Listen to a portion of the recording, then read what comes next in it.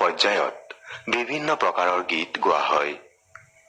এই গীতবিলাকে বিয়াৰ সেই অংশটোৰ তাৎপৰ্য ব্যাখ্যা কৰে। এইবাবেই বিয়া গীতৰ বৈচিত্ৰ্য সৰ্বাধিক।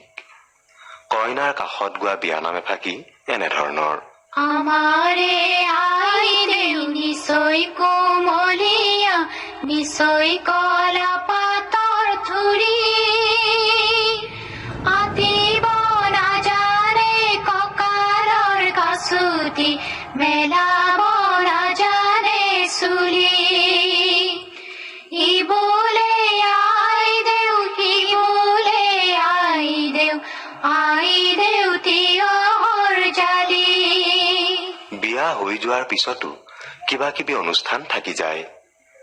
এই অনুষ্ঠানসমূহত গোৱা গীতসমূহক বাঁহী বিয়াৰ গীত বা বাঁহী বিয়াৰ নাম বুলি কোৱা হয়।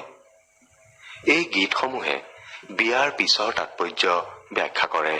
চান্দ চিকুনে সূৰুজ চিকুনে, চিকুনে সৰগৰ তৰা, এটাইতকৈ চিকুনে দেখি আহিছো, বাঁহী চন্দনৰে দৰা। বিৰি মাৰিলো খুটিয়াই মাৰিলো লেখি, একেখন দলিচা দুয়ো বহিছে, ভায়েক ভনীয়েক যেন দেখি। মাকে কান্দিছে জীয়েকৰ মৰমত, বাপেকে কান্দিছে কিয়, যদিহে আই দেউলৈ মৰমে আছিলে, শৰাই ভাঙি খালে কিয়। বিয়া গীতৰ আটাইতকৈ জনপ্ৰিয় তথা আমোদজনক গীতসমূহ হ'ল জোৰা গীত বা জোৰা নাম। জোৰা নামত দৰা পক্ষই কইনা পক্ষক আৰু কইনা পক্ষই দৰা পক্ষক গীতৰ মাজেৰে জোকায়।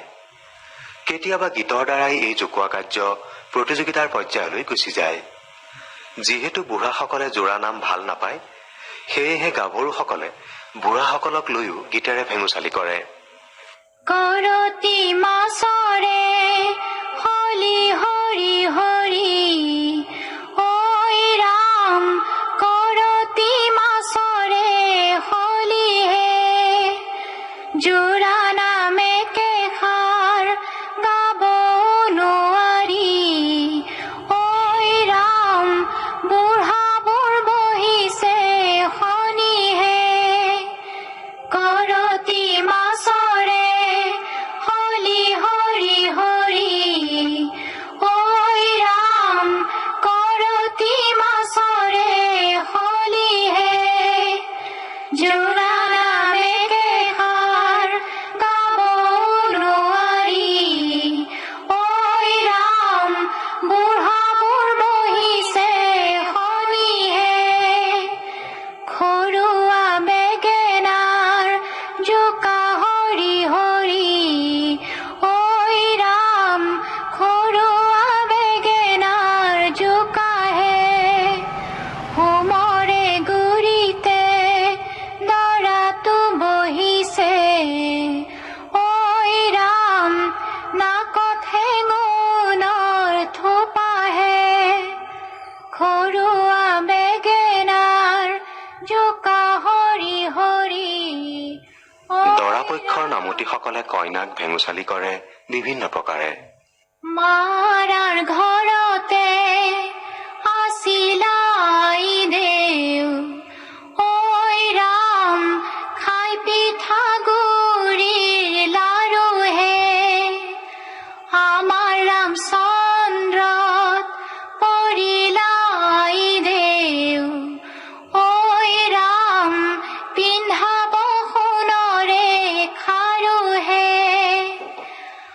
মাৰাৰ ঘৰতে আছিলা আই দেউ,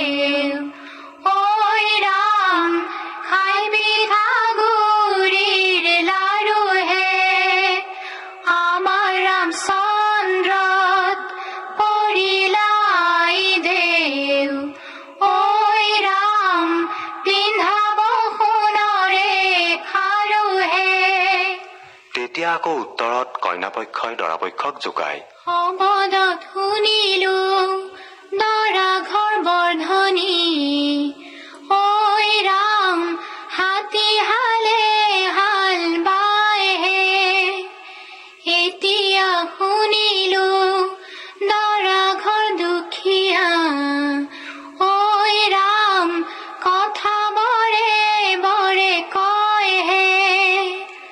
শবদত শুনিলো দৰা ঘৰ বৰ্ধনী ঐ ৰাম হাতী হালে হাল বাইহে।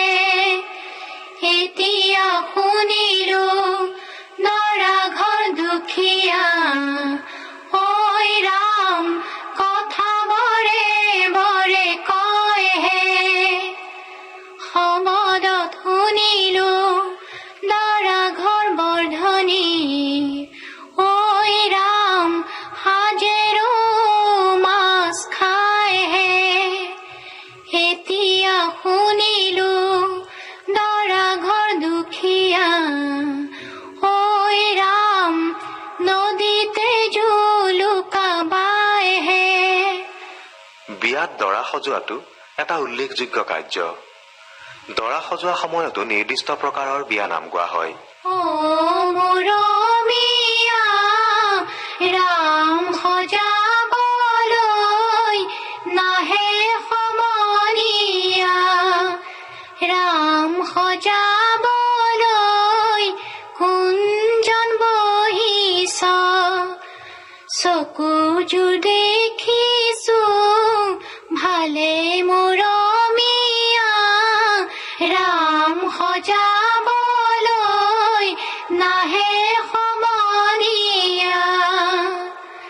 চন্দনৰে ফুটটো বেয়া হয় যদিহে গা সাৰিবলৈ টানে মৰমীয়া। ৰাম সজাবলৈ নাহে সমনীয়া। বিয়াত কইনা সজোৱাটো এক উল্লেখযোগ্য ঘটনা। পাৰ্গত লোককহে কইনা সজাবলৈ দিয়া হয়।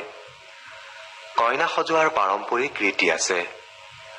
এই ৰীতিৰ ওপৰত ভিত্তি কৰিয়েই ৰচিত হৈছে কইনা সজোৱা গীত। বেৰতে লিখিলে বেৰে মৰা চৰাই দুৱাৰত লিখিলে হাতী। খৰকলা পাততে লেখে সৰু ভায়ে ৰঘুনাথ আহিব আজি।